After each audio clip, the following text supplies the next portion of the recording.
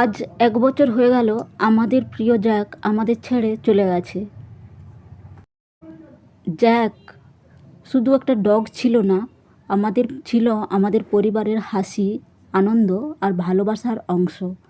আজও তোর পায়ের শব্দ কানে ভাসে। ভালো থাকিস ওপারে জ্যাক। জ্যাক, তুই আছিস স্মৃতির ভেতর। একদিন যে পায়ের শব্দে ঘর ভরে উঠত আনন্দে, আজ সেই নীরবতায় বলে যায় তুই আর নেই, তবু আছিস মনে। চোখ দুটো ছিল নিঃশব্দ ভালোবাসা, লেজ নাড়ার ভাষায় বলতো আমি আছি। কোনো কথা না বলেও তুই বুঝতিস আমার সব ক্লান্তি। আজ তোর বাটি খালি পড়ে থাকে, দরজার পাশে তাকিয়ে থাকে অকারণে। জানি তুই আর ফিরবি না, তবু হৃদয় খোঁজে তোকে। তুই শুধু একটা ডগই ছিলিস না, ছিলিস বন্ধু, আমার সন্তান। মৃত্যু তোকে নিয়ে গেছে ঠিকই, কিন্তু স্মৃতি ছুঁতে পারে না। যেখানেই থাকিস ভালো থাকিস, শান্তিতে থাকিস।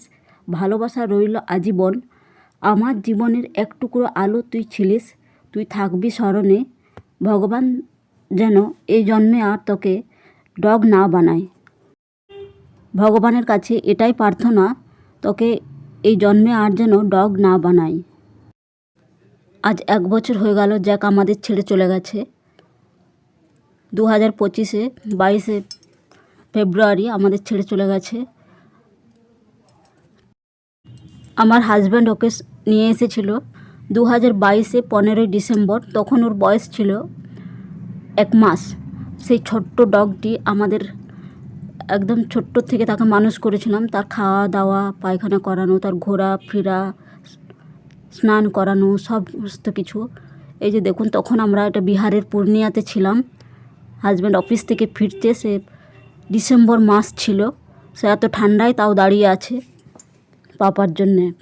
গাড়ির আওয়াজ পেয়েছে, বুঝতে পেরে গেছে যে পাপা এসে গেছে। তখন সে সিঁড়ির কাছে দাঁড়িয়ে আছে। সে শুধু একটা ডগই ছিল, কিন্তু পুরো হাবভাব ছিল মানুষের মতো। একটা ডগকে পালন করলেই বোঝা যায় এরা মানুষের চাইতে অনেক বেশি ভালোবাসে, এরা অনেক ভালো। আমার হাজব্যান্ড চলে যাওয়ার পর জ্যাকই আমাদের পুরো পরিবারকে সামলেছে। জ্যাকের জন্যেই আমরা হাসতাম। দুজনের ভালোবাসা খুব গভীর ছিল, হয়তো তাই দুজনেই একসাথে চলে গেছে। পোষ্যর ভালোবাসা কখনো ভান করে না, তারা নিঃস্বার্থভাবে ভালোবাসতে জানে। মানুষ বদলাতে পারে, কিন্তু এরা কখনোই বদলায় না। এদের ভালোবাসা সবসময় একই রকমের।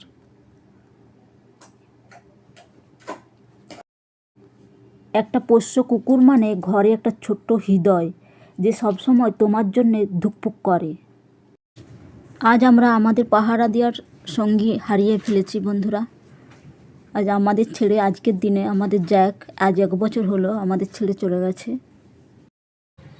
আমরা সবাই যখন বাইরে যেতাম তখন জ্যাক বেশি চিন্তা করতো যে কখন আমাদের বাড়ির মানুষটা ফিরবে। ও দরজায় শুয়ে পড়তো আর শুয়ে মন খারাপ করে শুয়ে থাকতো, সে কখন ফিরবে, সেই মানুষটা কখন ফিরে আসবে আমার কাছে।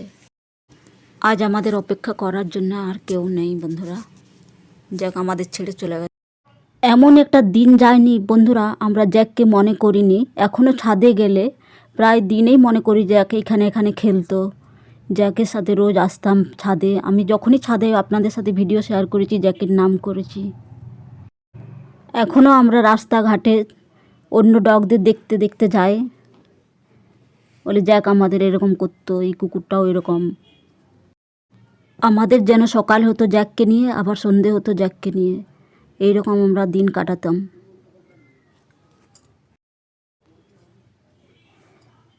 এই একটা জ্যাকের লাস্ট ভিডিও।